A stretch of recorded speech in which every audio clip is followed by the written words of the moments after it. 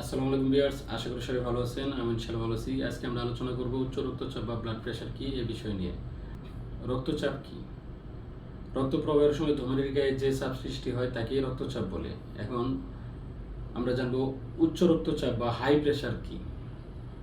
সাধারণত সিস্টোলিক 110 থেকে 40 পর্যন্ত নরমাল এবং ডায়াস্টোলিক 60 থেকে 90 পর্যন্ত নরমাল।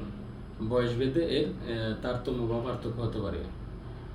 যদি সিস্টোলিক মানে উপরেরটা 140-এর উপরে হয় এবং ডায়াস্টোলিক মানে নিচেরটা 90-এর উপরে হয়, তাহলে এটাকে উচ্চ রক্তচাপ বা হাই প্রেশার বলা যায়।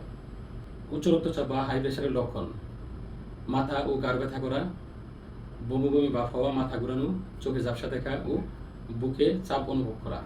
উচ্চ রক্তচাপ বা হাই প্রেশারের কারণ: ঘুম কম হওয়া, খাবারে অতিরিক্ত লবণ খাওয়া, অতিরিক্ত টেনশন করা ও মানসিক অস্থিরতা। হঠাৎ প্রেশার বেড়ে গেলে কি করণীয়?